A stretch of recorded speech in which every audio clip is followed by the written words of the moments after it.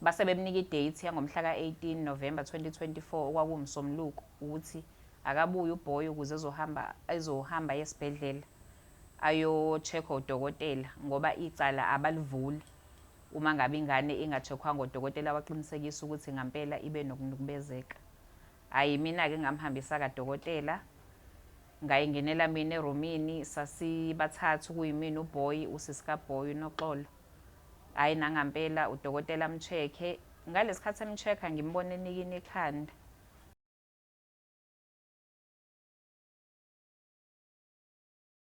South Africa siyabingelela kuphi nakuphi lapha nikhona nibele uMduduzi Mkhwanazi sivela kwinhlangano yakwaThuleleni Organization. Sinibingelela-ke kulesi sikhathi samanje la khona kuthiwa i-16 days activism against GBV ebhekiswe kubantu besimame ney'ngane kanye nabantu besilisa okunjalo.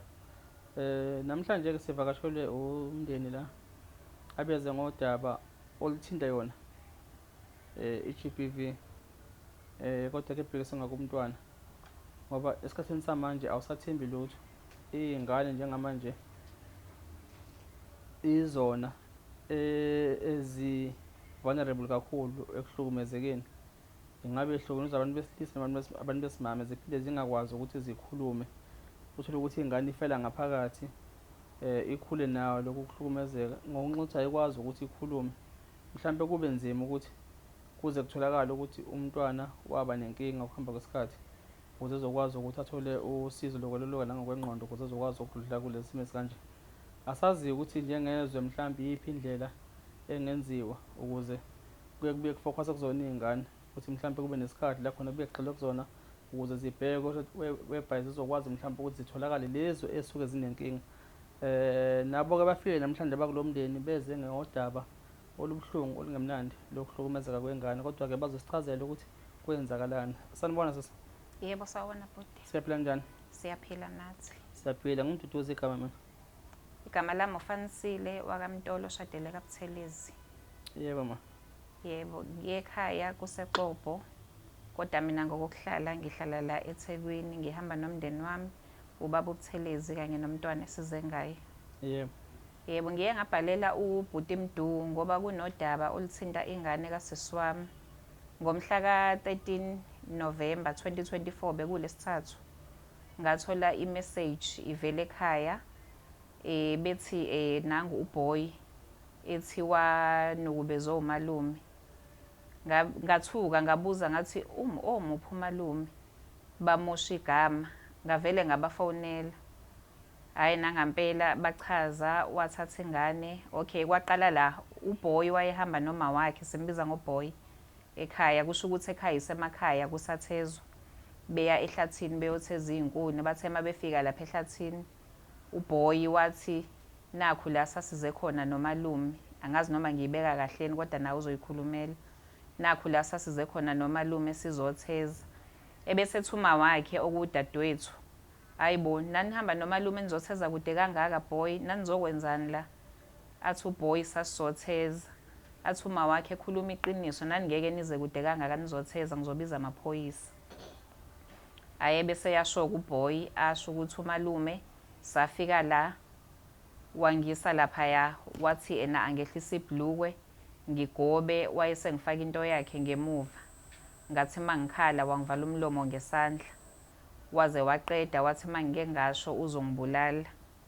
Ngam-advise usisi wami ngathi akahamba ayo-report esikoleni ngoba uBoy ubengasaphefome kahle esikoleni.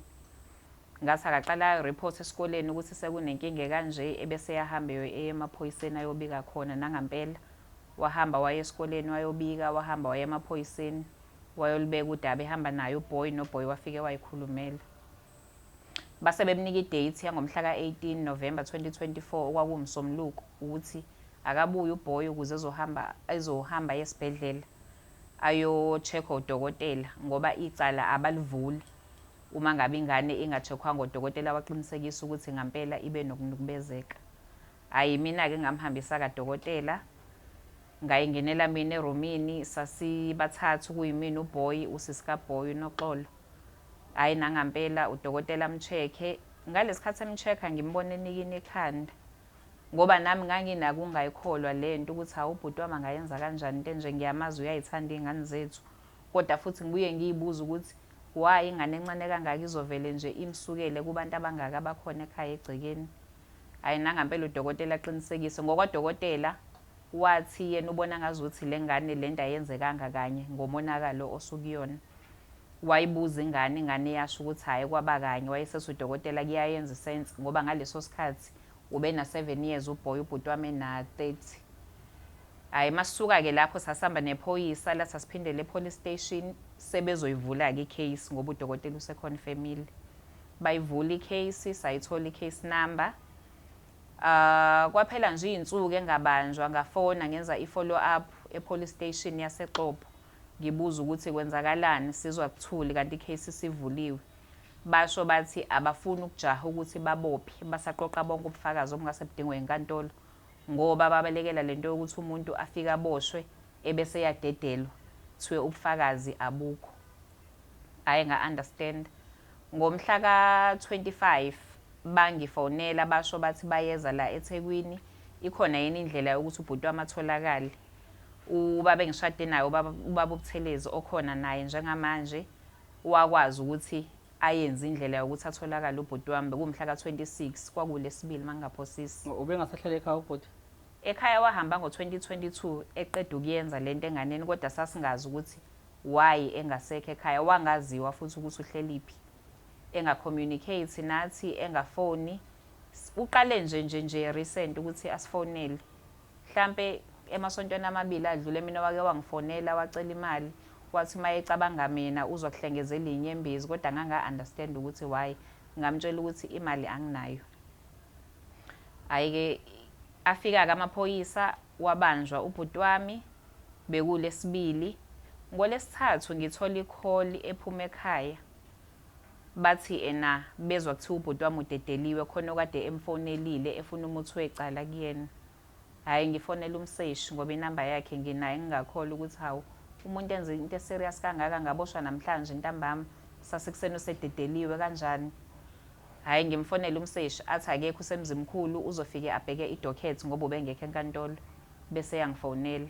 Hhayi nangempela ngifonele into ayisho kumina wathi nje icala kuthiwe alisekho akashongo ukuthi li-withdrawiwe noma linjani. Wathi nje hhayi inkantolo ithe alikho leli cala sebelivalile ubufakazi ababufunayo abukho.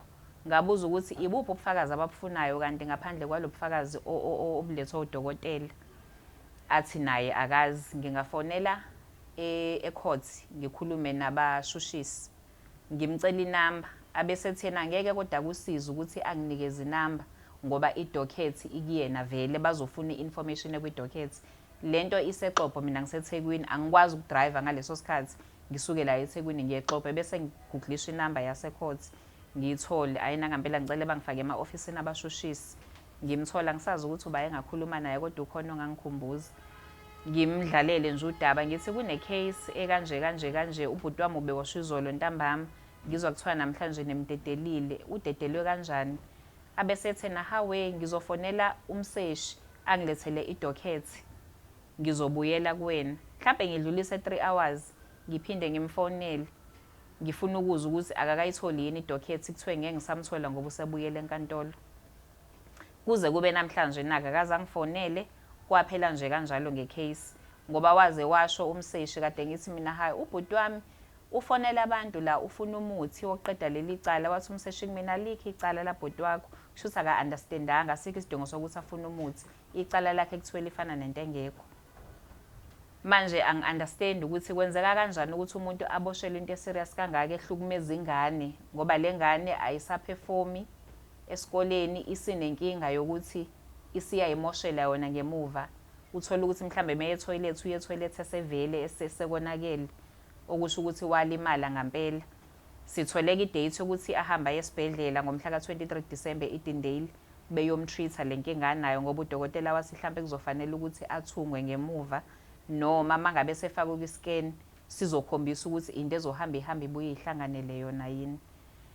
Hhayi ngathatha isinqumo-ke sokuthi ngibhalele ubhuti Mdu ngoba nathi lento iyasihlukumeza sihamba nobuhlungu siwumndeni.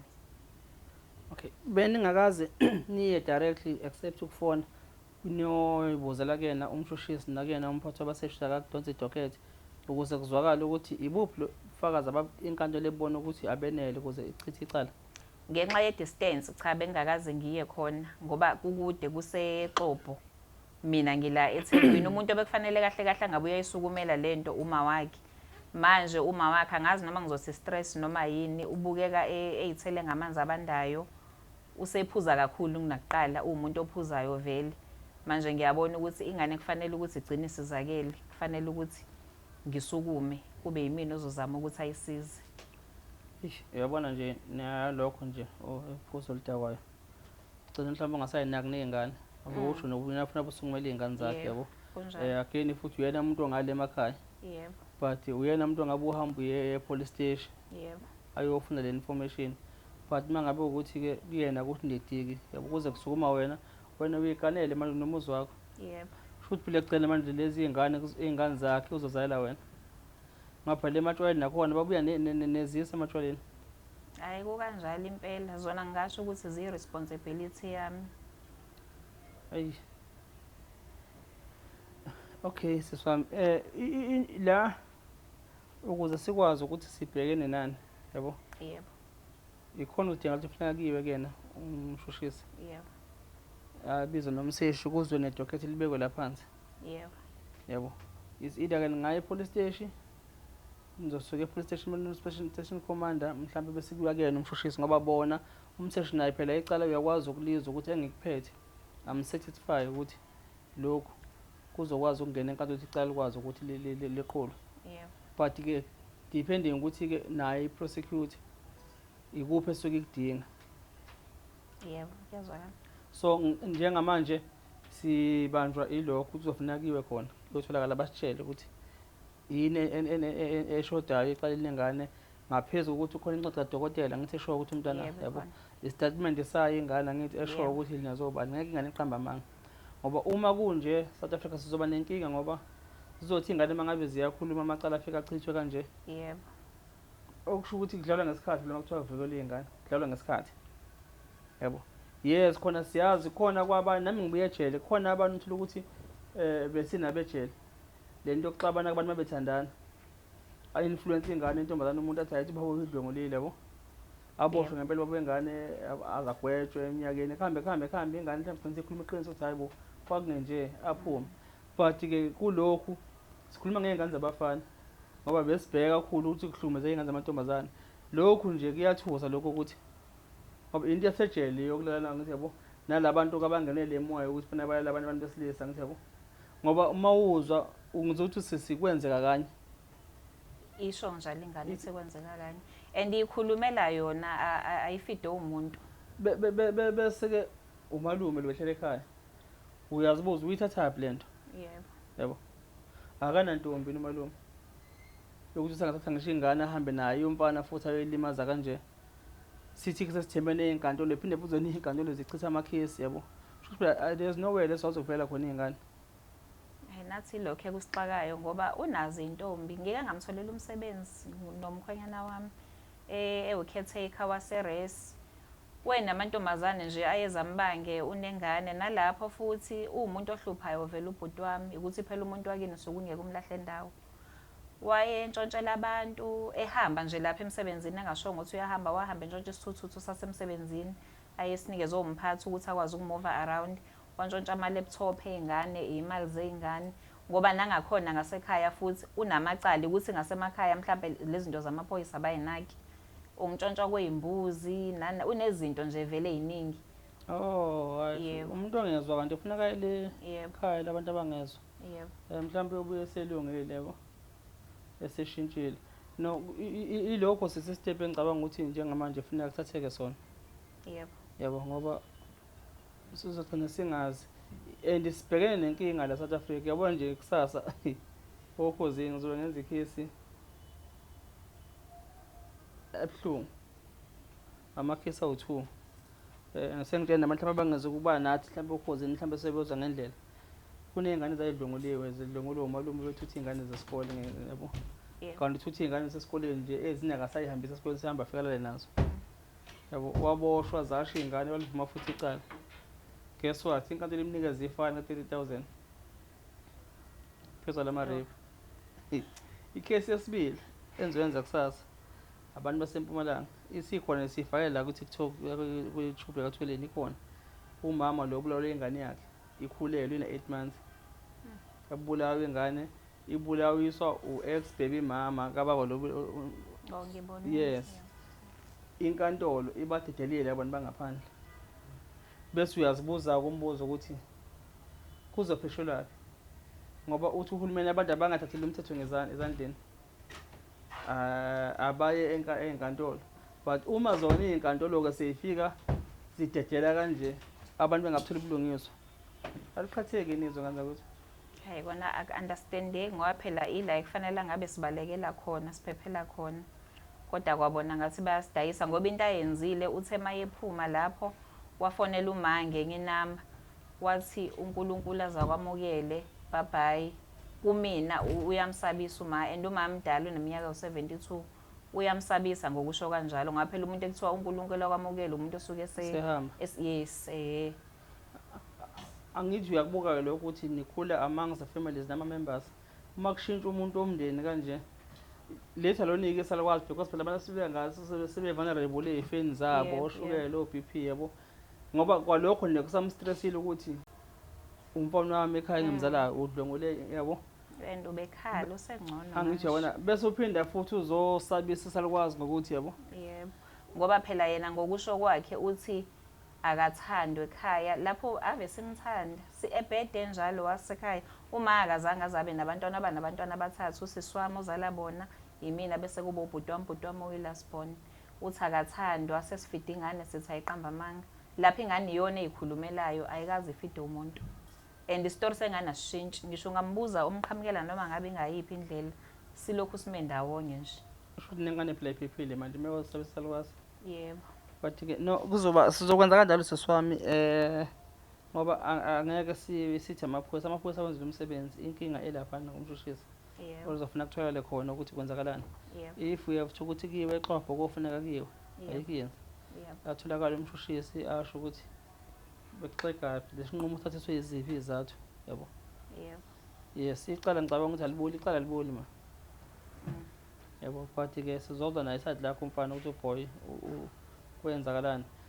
South Africa ihlaba ke sibheke naso lesi yabo kuhlukumezeka kweingane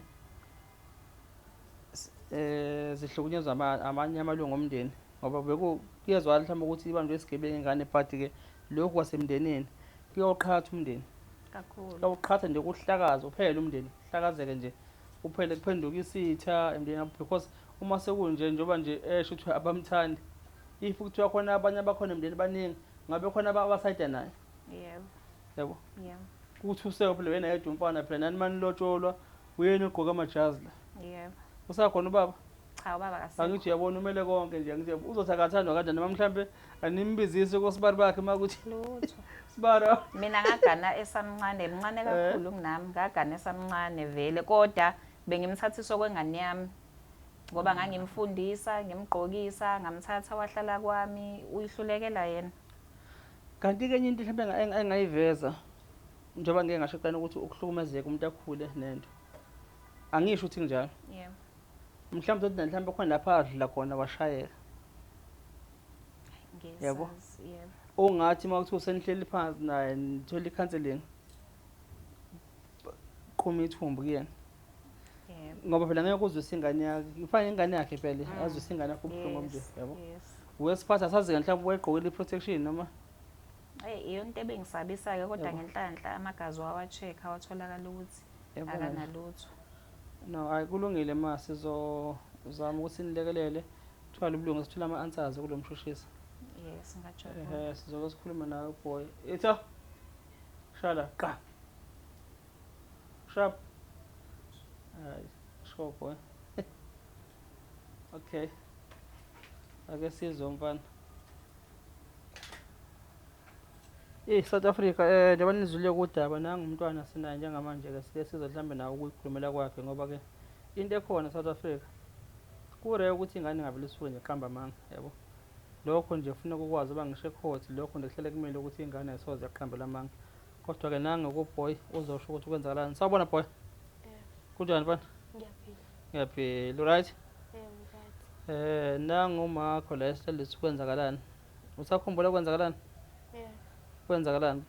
Umalume sasibuke ku-TV wasasamshothelwa sahamba Ngaphakamisa izipho. Khulumela phezulu. sahamba sayothesa wafike ehlathini wathi ngikhumule ibhuluku ngiqulushwa ngidogele ngaphambili. Yeah. Wangivala umlomo ngithi ngiyakala wathi ngingasho ekhaya. Yeah. Nanihamba nobabili? Ish. Nxase boy. Manje ukusabisa ukuthi ungasho ekhaya?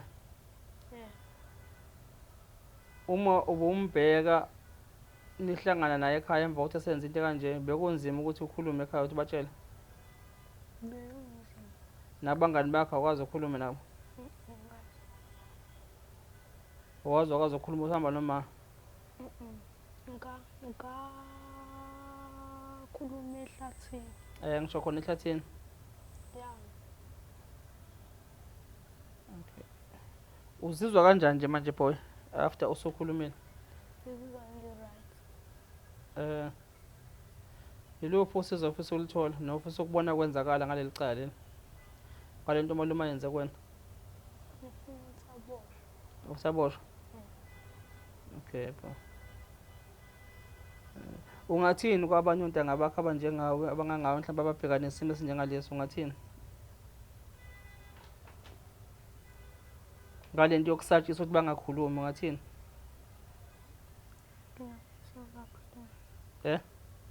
Sekabuhlungu. Ngoba ngisho lokho ukuthi uma njengamanje uma impilo yakhe iqhubeka iya phambili ungavuma ukuthi umuntu enze into embi wena bese kusabisa ukuthi ungatsheli umuntu ngoba ngaleyo ndlela usungazolithola usizo. Angithi yabona manje usukhulumile usizo uyaliyazi ukuthi ulithola usizo. Yes, so leswa ngibuza ukuthi nakontanga bakho ofunda nabo mhlawumbe abangani bakho uma bebhekana nezimo ezinjengalezi ukuthi kubalula ukuthi nabo batshele ukuthi hayi abakhulumi ukuze bezokwazi ukuthola usizo. Ngoba manje uhleli nobuhlungu umuntu uyakusabisa engeke futhi enze lutho yebo. Siyalidinga ukuthola ubulungiswa ajeze nje ukuthi ufuna aboshwe nje. Ngicabanga ukuthi umthetho sisola nalokho ukuthi umthetho awenze okufanele ukwenza uthola ubulungiswa khona. Okay, shalana qa. Shapho ke. Sokubona siye eBhishi ke December manje. Siyothola nentombi lapha eBhishi. Intombi yaseThekwini. Ufuna uyibona? Alright ke shapho ke ntwana. Sure. Qa. South Africa siyabonga ke siyabonga kanza kwethu udaba kolungeluhle lolu. Njengoba nje kuyi-16 days esithemba ukuthi uhulumeni mhlawumbe into njengalezi uzoyibheka naye bese kwazi ukuthi ashintshe ngoba imicibisho likhomba ngakuyena ukuthi ukhomba indlela aphinde yena futhi abe namabhidanisi abe namagwegwe ngoba phela izinkantolo zohulumeni uma zenza lo doti eziwenzayo kanje ukuthi kuphunyuka abantu abenze ububi ubufakazi sebuqoqiwe sebukhona ngempela ukuthi kanti kuphi ufuna kwenzeke bafuna ukubona kwenzakala nezweni. Asithembe ukuthi nabo abasemaphalamende nabaphethe ama-justice cluster unit bazoke bakwazi mhlawumbe ukuthi babheke imithetho bachibiyele mafuneka kuchitshiyelwe mafuneka aqale imithetho kabusha kubhalwe imithetho ezoba misha ezokwazi ukuthi imelane nesimo esibhekana naso njengamanje sokuhlukumezeka kwabantu kungakhathalekile ubulili ukuthi ibuphi. Simele bonke abathi nakathuleleni owesilisa ingane owesifazane konke nje siyakumela ukuthi uma kuhlukumezekile umuntu akathole ubulungiswa ngendlela okufuneka athola ngabulungiswa. Siyabonga nisela kahle emakhaya.